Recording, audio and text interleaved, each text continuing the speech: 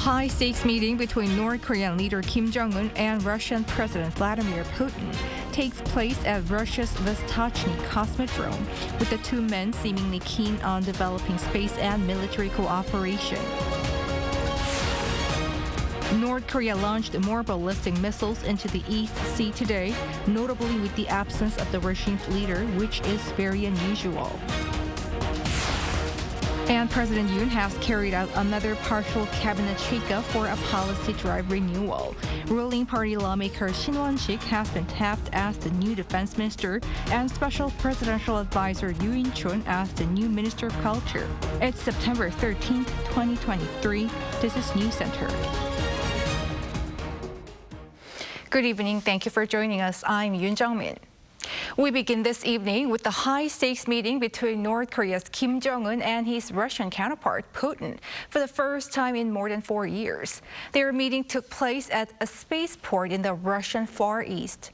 For more on this, we have our foreign affairs correspondent Bae Eun-ji on the line. Eun-ji, give us the latest. Jung-min, like you just said, Kim and Putin met at a spaceport in Russia, the Vostochny Cosmodrome. Sitting next to Putin, Kim said Russia is fighting a, quote, sacred war against hegemonic forces, and stressed that his regime would fight together in the battle against imperialism. We have constantly expressed our full and unconditional support for all the decisions taken by the President and the Russian leadership. And I want to assure you that we will always be together with Russia in the fight against imperialism.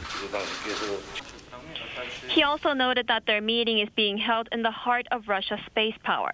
Putin thanked Kim for accepting Russia's invitation, saying they have a lot to discuss.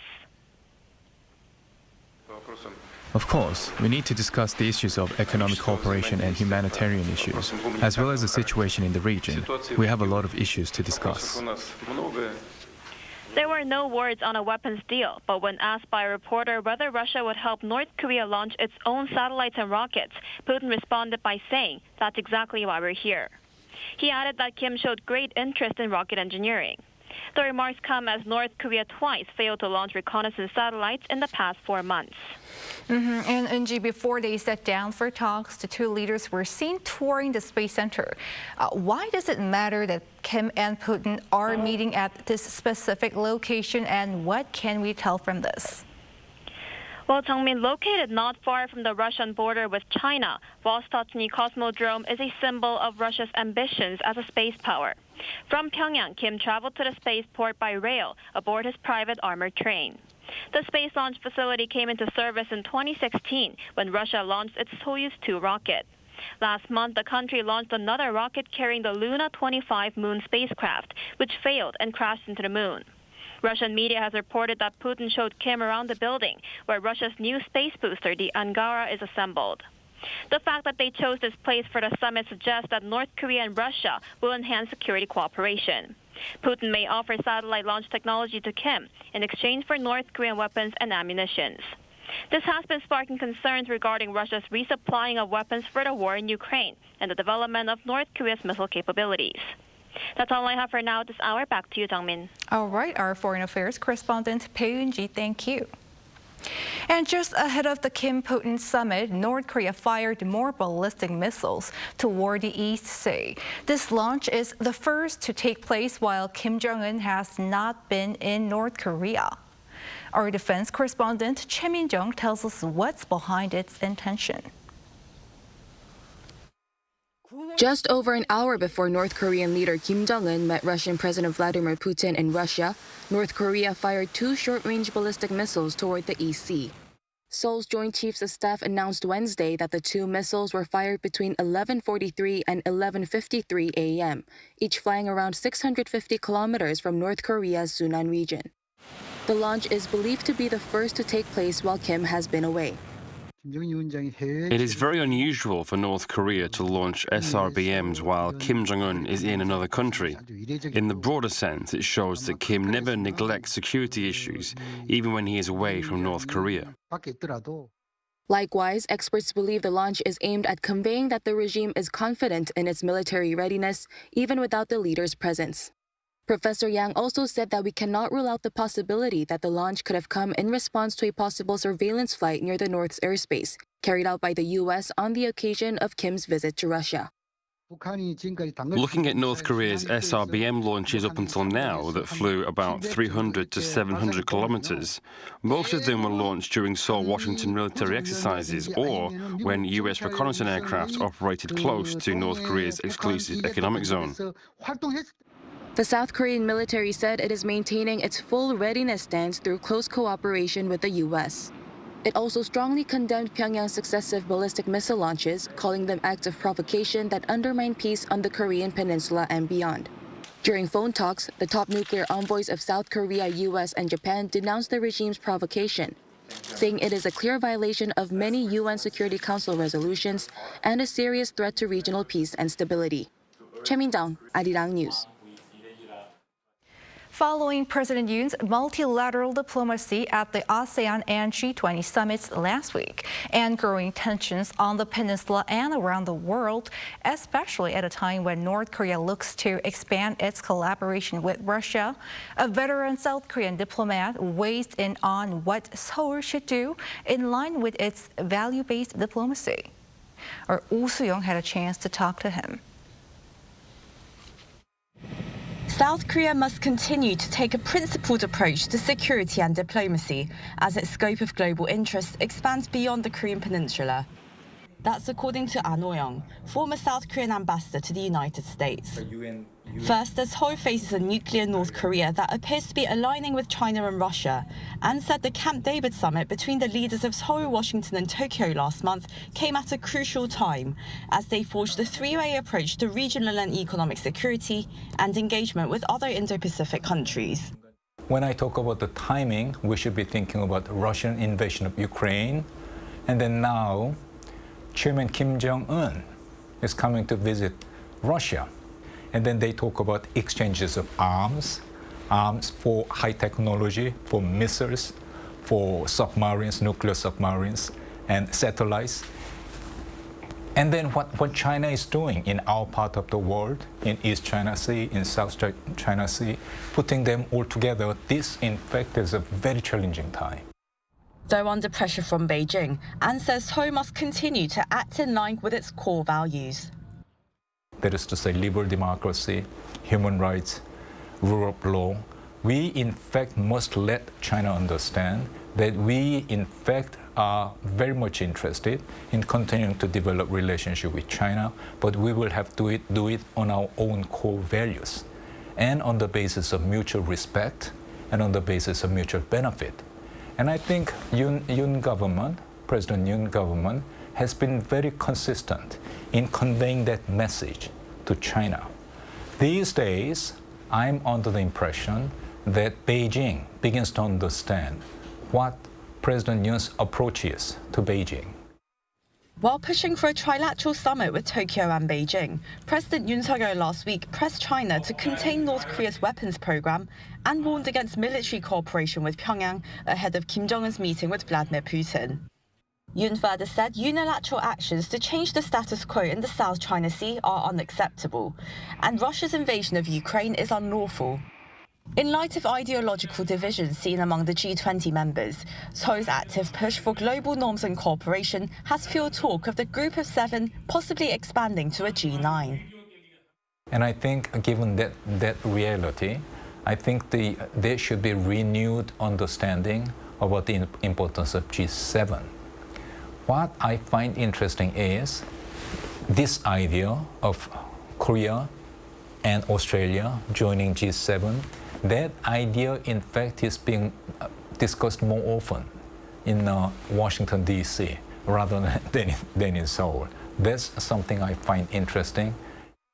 The former ambassador at large for the G20 says he is encouraged by Yoon's multilateral diplomacy and multi-million-dollar pledges to tackle the global climate crisis and reconstruct Ukraine. Well, Korea as a nation has developed enormously over the past 70 years. And then I think the basic orientation of the country has been opening up, liberalization and engagement. That, in fact, has the overall direction of the country. And then I think we must keep on doing that. The diplomat said he hopes to see South Korea lead by example for global peace and development, particularly as it aims to host the 2030 World Expo in Vatican City, sharing the country's journey, growth and vision for a sustainable future as a global pivotal state. Joseon, Arirang News. The nation is holding a commemorative ceremony on September 26 to mark the 75th Armed Forces Day. Around 10,000 people will be there at Seoul Air Base, including foreign Korean War veterans. It will involve around 6,700 troops and 340 pieces of military equipment. 27 of the latest homegrown weapons, the KF-21 fighter jet, the long-range surface-to-air missiles, will be on display to the public for the first time. In the afternoon, for the first time in 10 years, a large-scale military parade will take place in the streets of central Seoul. This year's event is held under the theme, Strong Military, Strong Security, and Peace Through Strength. The presidential office has announced nominees to replace 3 ministers as part of the administration's ongoing cabinet reshuffle. Ruling party lawmaker Shin Won-sik has been tapped as new defense minister, among others. Kim Do-yeon has the details. The presidential office announced on Wednesday new nominees to replace the ministers for defense, culture, and gender equality. As new defense minister, a current lawmaker of the ruling People Power Party, Shin Won-sik, has been nominated. He currently serves as the party's vice chairperson on the National Assembly National Defense Committee after retiring as a lieutenant general following 35 years of service in the army. He has experience in both military policy and operations, and so he'll be better positioned to strengthen our security capabilities to respond to North Korea's rising missile and nuclear threats, while being a perfect fit to Finnish Defense Innovation 4.0. I'll do my best to make a military that befits our soldiers' army. The change in the role comes after outgoing Defense Minister Lee Jong-suk reportedly expressed his intention to resign, as the main opposition Democratic Party of Korea had shown signs to impeach him, alleging he exercised improper influence over a military investigation into the death of a young Marine. The presidential office shot down this allegation, with an official explaining that Lee had served for a period as minister that is considered to be a normal term. Shin has expressed critical views of the military's current readiness, noting recently that it needs to prepare for constant violations by North Korea of the 2018 Inter-Korean Military Agreement and Pyongyang's possible nullification of the pact. For Culture Minister, the current presidential advisor for culture and sports, Yoon has been nominated. The actor-turned-politician previously served a 3-year term in the same post from 2008 during Lee Myung-bak administration. The most important thing is how we can improve the people's lives, and the culture sector will do its best to perform its role in this. To head the Ministry of Gender Equality and Family, Kim Hang, a former member of the People Power Party's Emergency Committee and a presidential spokesperson for former President Park Geun-hye, has been nominated. The presidential office is pushing to abolish this ministry and to transfer its work to other relevant ministries. It explained that Kim was a perfect person to take on this job while the ministry is in its transitional phase. Kim Do-yeon, Arirang News. A special presidential envoy will visit the Vatican City this week upon the 60th year of diplomatic ties between South Korea and the Holy City. The top office said Wednesday that President Yoon Suk-yeol will send Kang Seung-kyu, senior presidential secretary for civil society, to deliver his gratitude to the Vatican for being the first to dispatch a diplomatic envoy to Seoul and contributing to the United Nations recognition of the Korean government's legitimacy in 1948. Kang will meet with Cardinal Lazaro Yu-Hung-sik, prefect of the Congregation for the Clergy of the Holy See, during his 5-day visit. He will attend a mass to commemorate the installation of a sculpture of the first Korean Catholic priest, Andrew Kim Dae-gon, at St. Peter's Basilica.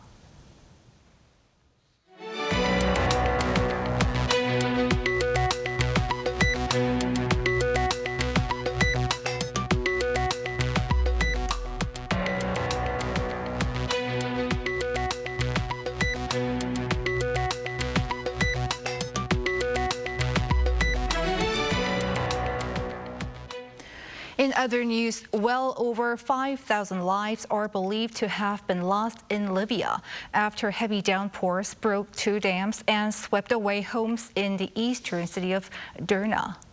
Yoon reports. The eastern Libyan city of Derna, located 300 kilometers east of Benghazi, was hit with heavy rains over the weekend from the Mediterranean storm Daniel. Libya's National Meteorological Center said there was a record 414.1 millimeters of rain from Sunday to Monday. At least 2,300 people have been reported dead, while over 10,000 are reported missing. Humanitarian situation in Derna is very much compromised. There are more than 2,000 death cases, 7,000 stranded families. Those need to be still assisted. More than 40,000 internally displaced persons. Heavy rains caused rivers to swell, 2 dams and 4 bridges to collapse, submerging much of the city.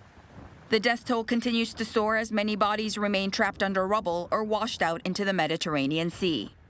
Military personnel have been deployed and foreign aid has also arrived, but rescue workers are struggling to enter the city for further rescue efforts. Libya is often hit with flooding during the rainy season, but rarely with destruction of this level. As well as the intensity of Storm Daniel, the vulnerability of the poorly maintained infrastructure is seen to have worsened the casualties. The country's division between 2 rival governments has left many areas of the country's maintenance neglected. Yoon, Arirang News. Employment here in Korea expanded in August by over 260,000 on-year, but there's been fewer jobs yet again in the manufacturing and for young adults. Park Gon-woo has the details. Employment figures in August saw an increase on month for the first time in 5 months. According to data released by Statistics Korea on Wednesday, around 28.67 million people were in employment last month, a jump of 268,000 on-year. South Korea has seen on-year jobs increases for the past 30 months. However, on-month increases dropped each month from April to July. An official from Statistics Korea said that figures rebounded in August after heavy rain in July caused employment numbers to slip. By sector, the health and welfare industry saw the biggest increase caused by higher welfare demands from the country's aging population. This was followed by the accommodation and restaurant sector. Manufacturing saw employment figures fall for the 8th straight month, while the wholesale and retail sectors also recorded on-year decreases. By age, the biggest on-year jump was for those aged 60 and above, with about 30,000 jobs added. However, jobs for young adults under 30 tumbled again in August, dropping for the 10th month in a row since last November. The number of workers in their 40s also fell year on year for the 14th consecutive month. And the employment rate for workers aged between 15 and 64 rose 0.7 percentage points on year to 69.6%, the highest for any month of August since records were first compiled in 1989. South Korea's total unemployment rate dropped 0.1 percentage point from last year to 2%, the lowest since June 1999. Park Gon-woo, Arirang News. South Korea is among many countries around the world aiming to achieve net zero carbon emissions by 2050, with goals to reduce emissions by nearly half by 2030. And it's in line with this goal that the country is hosting a large-scale hydrogen exhibition presenting alternatives to fossil fuels. Our Moon Hyun went to find out more. Around a quarter of all carbon reduction by 2050 is predicted to be achieved through the use of hydrogen, which set the tone for this year's H2 Meet. Starting on Wednesday through to Friday, it's the biggest hydrogen-related exhibition in the world and is hosted by South Korea every year. Exhibitions like this are getting bigger and bigger every year as countries aim to go carbon neutral. This year's turnout is the biggest yet, with 280 companies from 17 countries in attendance. During the opening ceremony, the second Vice Minister of the Ministry of Trade, Industry and Energy spoke of the importance of global cooperation for hydrogen alternatives to fossil fuels as the world grapples with extreme weather and global warming.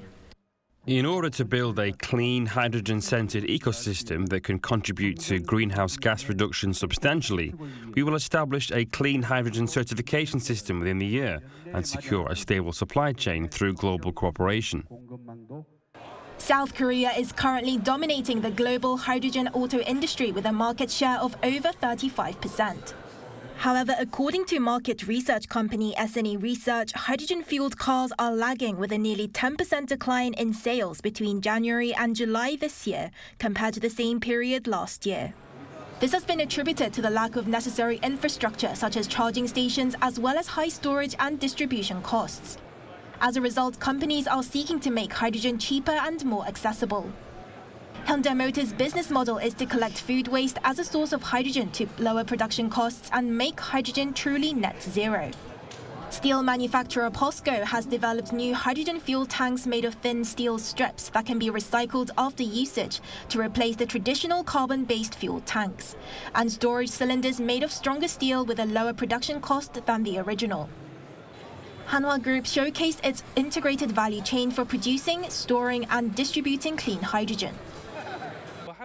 We will be shipping hydrogen using our ships from Hanwha Ocean and storing hydrogen using our hydrogen tanks, which are the biggest in the world. As South Korea slowly phases out grey hydrogen produced from fossil fuels to clean hydrogen, the government and domestic companies hope to further research and development to help them achieve their carbon neutrality goals.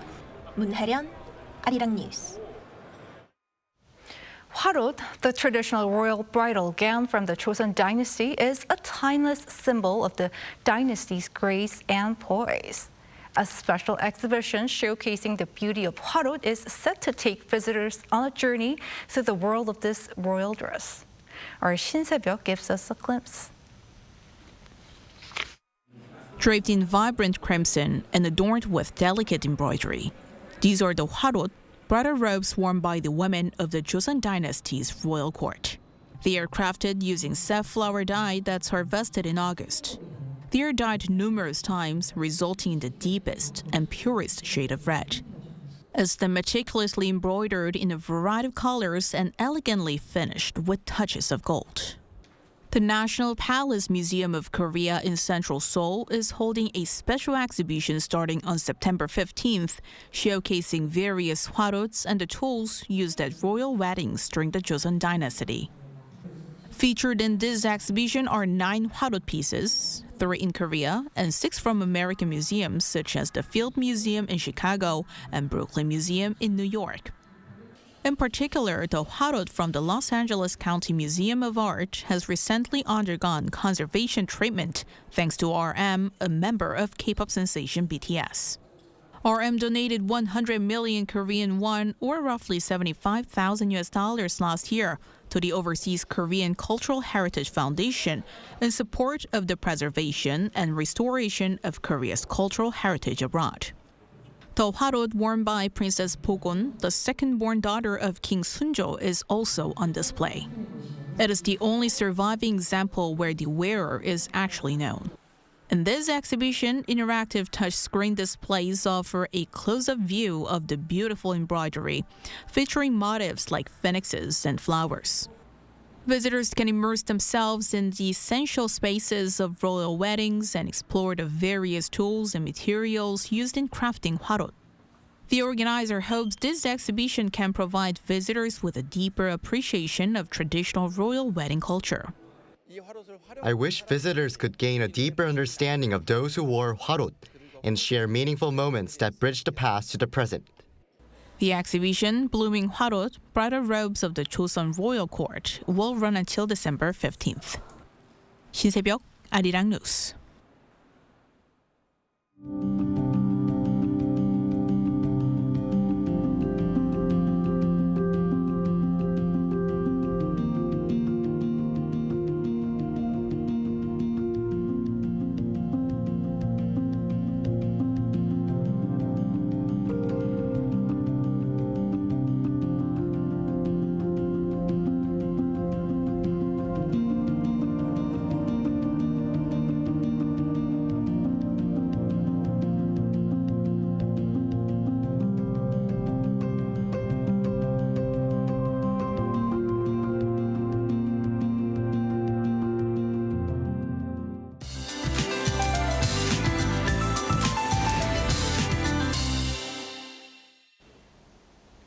low-pressure system will be dropping autumnal showers across the nation. If you take a look at the satellite imagery, a group of rain clouds are currently covering much of South Korea. Despite the rain, central regions will see temperatures rising a tad tomorrow. For Seoul, highs will be 4 degrees higher than today at 28 degrees Celsius. Places like Jeonju will also see warmer spells than today. Fluctuating weather patterns are expected for the next few days, with highs dropping and rising back and forth. Under such conditions, our bodies become more vulnerable to viruses, so please take extra care of your health. As for the overall amount of rainfall, eastern Gangwon-do province will see heavy downpours of up to 100 millimeters. The south of the country, including Jeollado and Gyeongsang-do provinces, will see 10 to 60. Parts of Chungcheong-do province will see up to 70 millimeters. The Seoul metropolitan area and Jeju Island will see about 10 to 40. And rainy spells will dominate nationwide. Seoul and Daejeon will be starting off at 21 degrees. Daytime highs in Seoul will peak at 28, Daejeon and Gwangju 27, Gyeongju will be reaching 25 degrees. For the remainder of the week, frequent showers are in the forecast until Sunday. That's all for now, and here are the weather conditions around the world.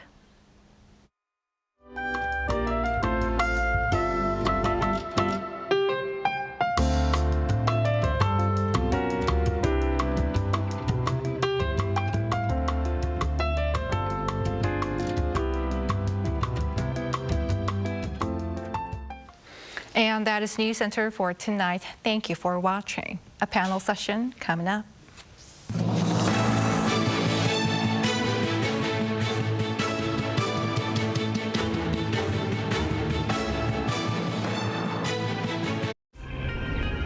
한국에 오면 먹어야죠.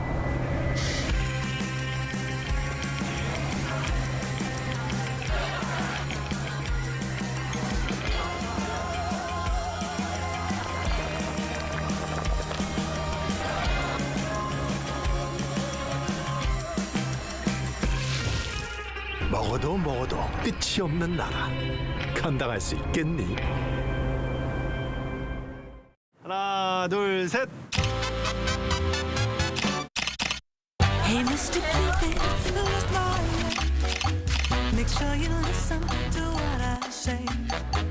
I may be stupid or quite naive.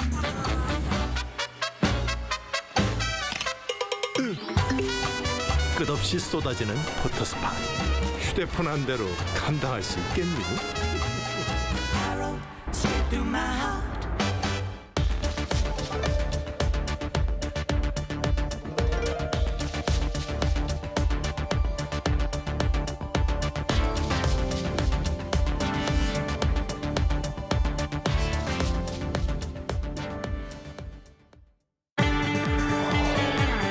Arirang TV is conducting a quality and satisfaction evaluation to enhance the broadcast service for viewers worldwide.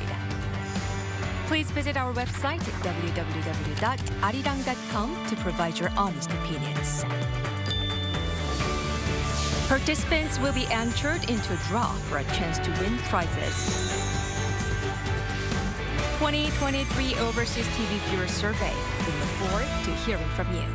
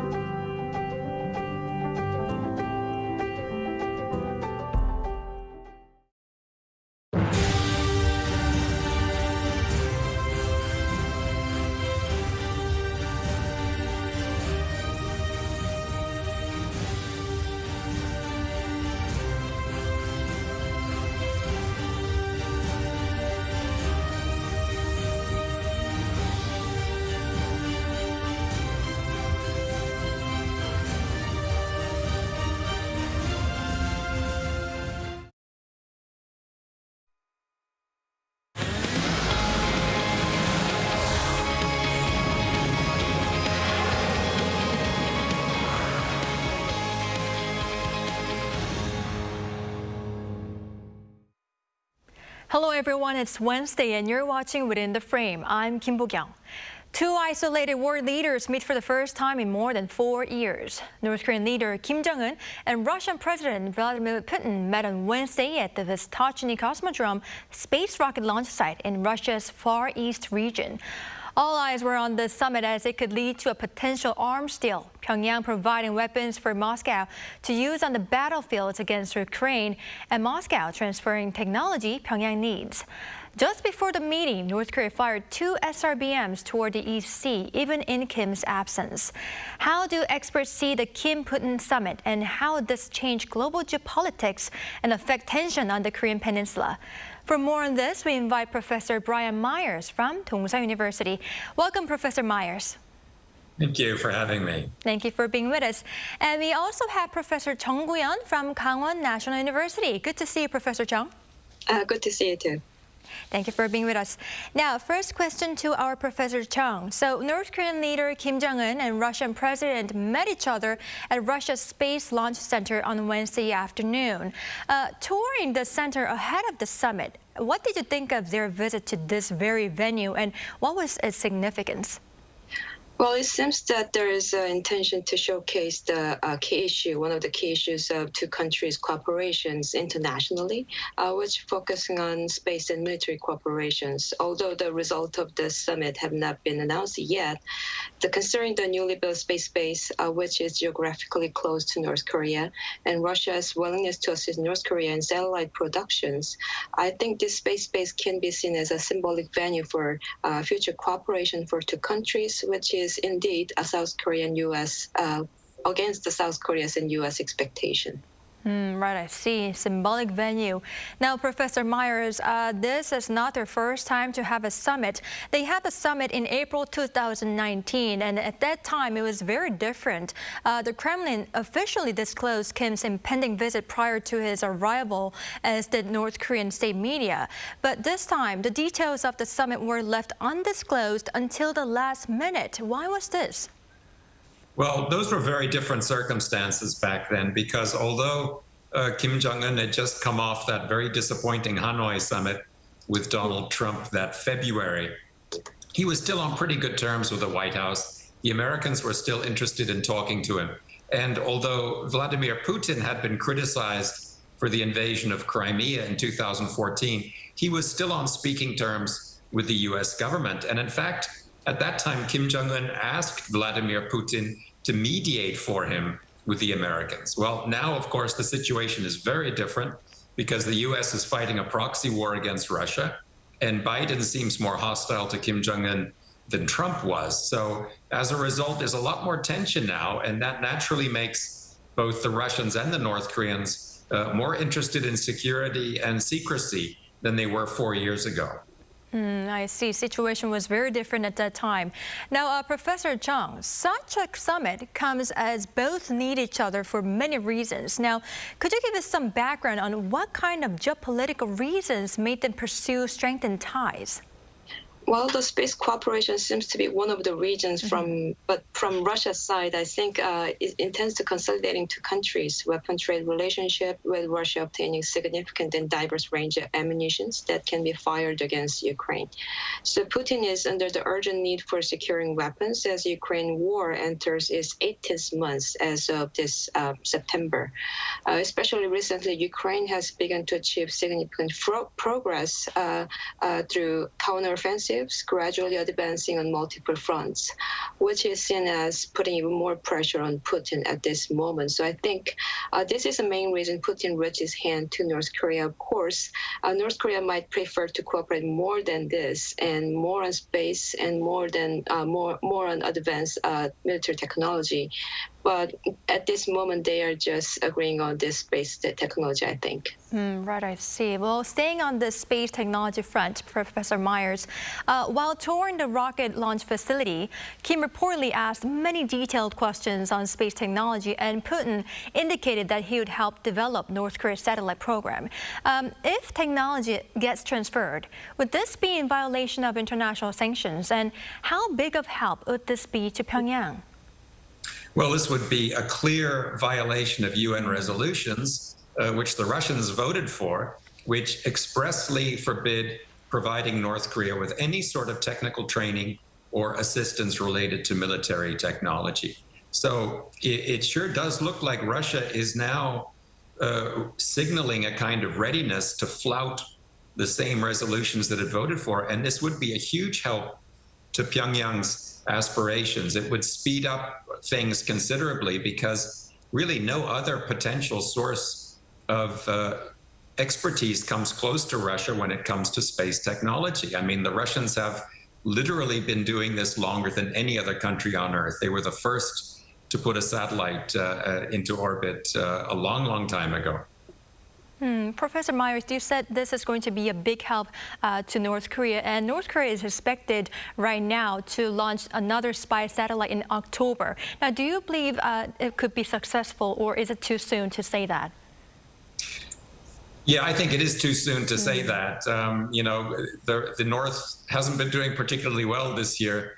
And these things, there are so many variables, and it's such a high-tech endeavor that really I think it would be a little bit reckless to make predictions either way. Right, I see. Now, Professor Chung, apart from transferring technology, regarding the closed-door meeting between Kim and Putin, Kremlin spokesperson said the two will not sign documents, but will have discussed sensitive areas, including military interaction. Now, what do you expect the cooperation to range from and to? And in what direction are the two countries further expected to elevate bilateral ties? Well, as Professor Myers said, this meeting represents a counteraction to their isolation faced by both Russia and North Korea.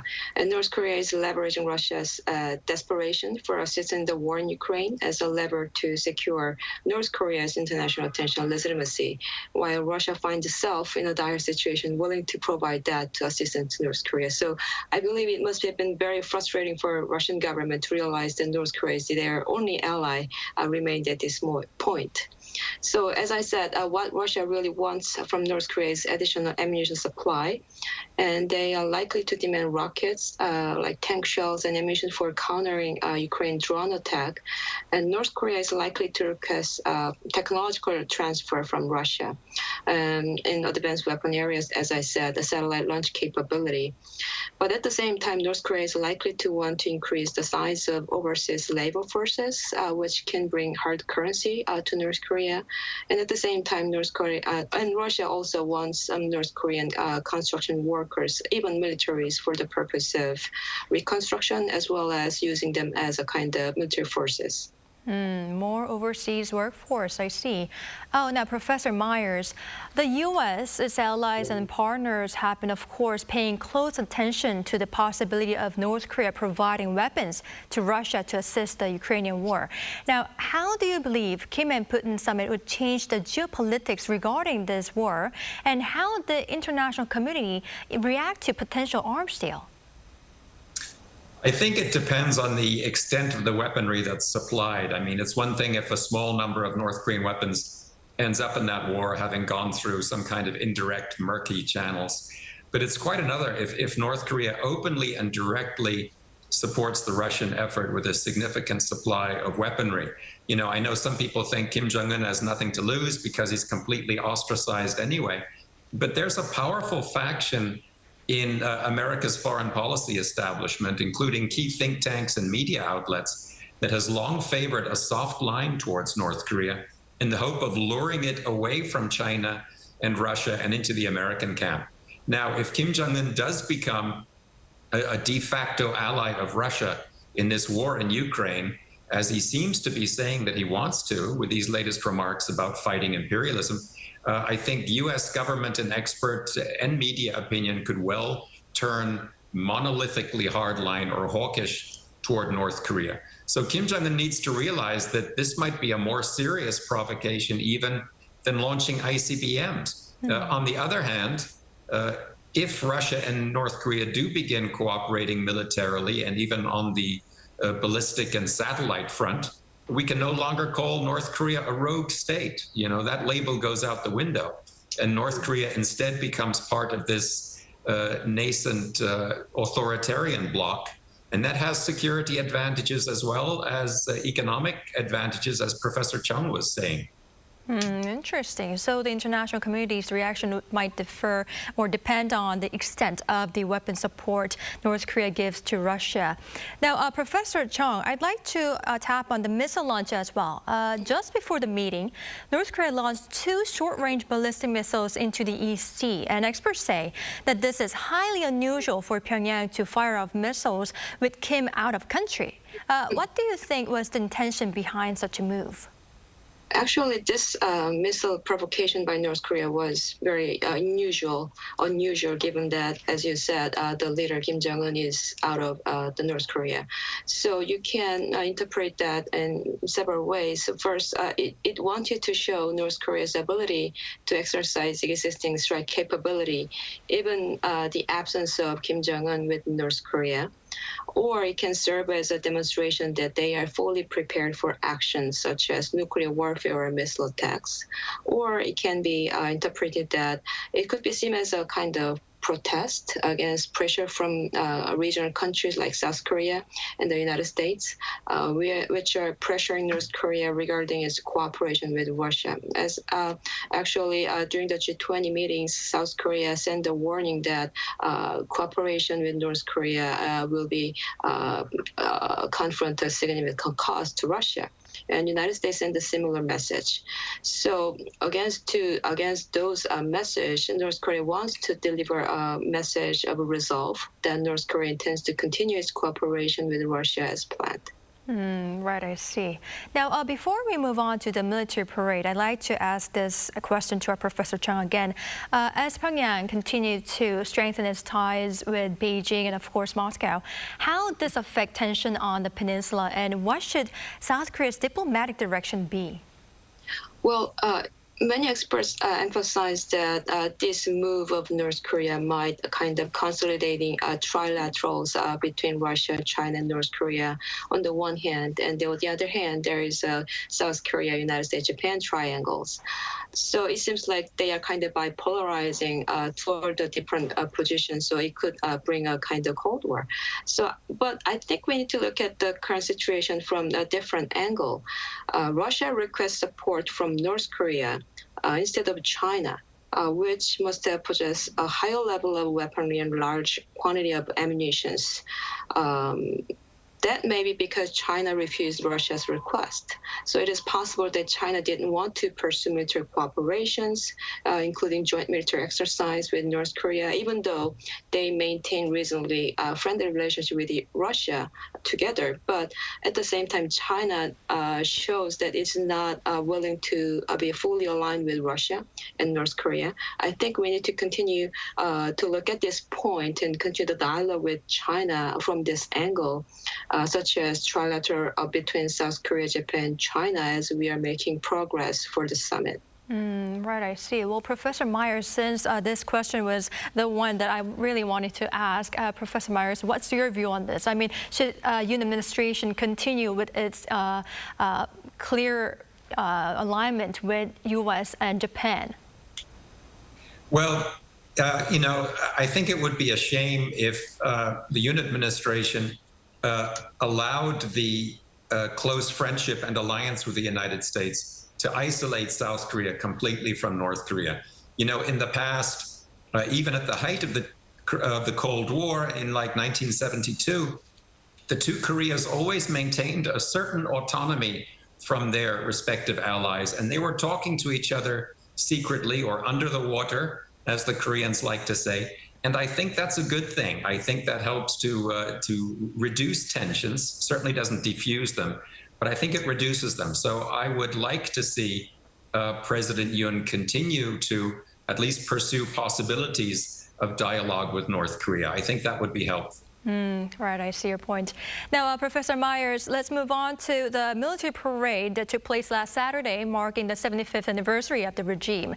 So the parade did not display ICBMs or other strategic weapons, just columns of motorcycles and tractors. First of all, could you give us the details of what the parade featured? Yeah, there were motorcycles and tractors and trucks and all kinds of vehicles that we're not used to seeing in these parades. Of course, they weren't being displayed for their own sake. but as vehicles usually used for civilian purposes that can be used to military purposes in times of war, presumably defensive purposes, by North Korea's worker peasant Red Guards, as they're called. And they were, of course, out there in the parade in big numbers as well. And this is a sort of a paramilitary force, which is comparable, say, to the National Guard in the United States. And they're organized on a local level in the provinces and the towns, and they're trained to be mobilized at short notice and to fight with smaller arms. So we saw those smaller arms during the parade. You know, some of the weapons that we saw would have been, I think, of interest to the Russians, like the rocket tubes that were mounted on some of the trucks. And I think this parade was a clever propaganda move because it made good sense, to honor a very large fighting force that doesn't really get a lot of the limelight in North Korea. Right, I see. I mean, it was interesting to see motorcycles and tractors, but Professor Jung, why no strategic weapons? I mean, they could have displayed them, right? Was there any clear intention behind this? Well, I think this is the demonstrations of North Korea's readiness to mobilize even civilian vehicles and adapt them for military use, such as converting them into mobile launchers. So I think even though it was not a kind of strategic kind of missiles, it underscores their preparedness for the full-scale deployment in case of contingency. So as we already seen from the kind of previous two military parades, we have seen those strategic missiles and launchers. And North Korea at this time tried to show that even civilians, they are kind of ready for the contingencies at every level, right down to individual cities in the event of conflict. And also it can be kind of interpreted to fostering kind of internal cohesion in anticipation of the opening of its borders soon. So it's a kind of way to rally their population and ensure loyalty or solidarity in the face of uncertain external factors coming into their country. I see. Now, Professor Myers, another interesting aspect of this military parade was Kim Jong-un's daughter, Kim Ju-ae. Kim Jong-un put his daughter right next to him during the parade, and sitting on the podium, or Army Chief Park Jong-chun taking a knee to whisper into her ear. Could we say such scenes indicate Ju's elevated status? Yeah, it seems crazy to be talking about the growth in public stature of a little girl, but she does seem to have already become the #2 member of Kim Jong-un's entourage at big public events. And of course, this isn't just because he's proud of his daughter, as most fathers are, but because he's trying to habituate the North Korean public to the possibility of her taking over at some point. I'm not going to say the certainty of her taking over, because for all we know, there could be a son out there that we don't know about. But the government wants to leave no doubt in people's minds that the next succession is going to be a hereditary one, just like the last one. Now, people keep saying North Korea is kind of like a monarchy, but in fact, it is a monarchy. It just happens not to call its leader a king. And political scientists will tell you that monarchies are extremely stable forms of government. So I think the Kim regime wants to exploit that stability by removing all doubt that power is going to stay in the so-called Paekdu bloodline, as the dynasty is referred to in North Korea. I see. So it could be, though it could be quite early to say that she would be the successor of Kim Jong-un, we could definitely see her elevated status. Professor Myers, I believe this would be our last question. A Chinese delegation led by Vice Premier Li Guozhong was present, while Russia did not send a separate delegation for this military parade. What could have been the reason behind this, perhaps to highlight the summit? Yeah, that all made good sense to me because, the Russian defense minister was already there in late July in Pyongyang. And if you're Kim Jong-un and you're about to have a summit with the Russian leader, you don't need to be seen talking with high-level Russian officials in Pyongyang just a few days earlier. What are you going to talk about? So Russia sent a song and dance ensemble as a show of respect and goodwill and as a kind of hype for the upcoming summit. And I think that probably went down well. North Koreans who are my age or older will remember the Kim Il-sung era when there was a constant stream of foreign musical acts, from the East Bloc. There were other performers coming to North Korea. And I'm sure the audience in North Korea was very happy to see this international element kind of upgrading the parade. I see. So there was a reason why Russia did not send a separate delegation. All right. Well, unfortunately, this is all the time we have for today's edition. Thank you, Professor Chung and Professor Myers, for your time and insights. We really appreciate it. Thank you. Thank you. Thank you. Thank you. All right. That's all for Within the Frame tonight. We'll be back tomorrow with more in-depth stories. Thank you for watching and goodbye.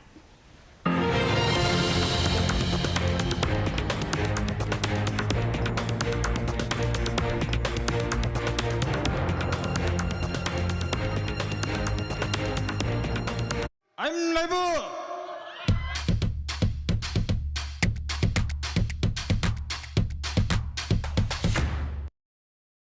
저를 도와주시는 분들이 저희와 함께 해주시는 세션분들 아무리 봐도 이거 먹지 펜션 같은데 아니라고 아무도 안 하는 거고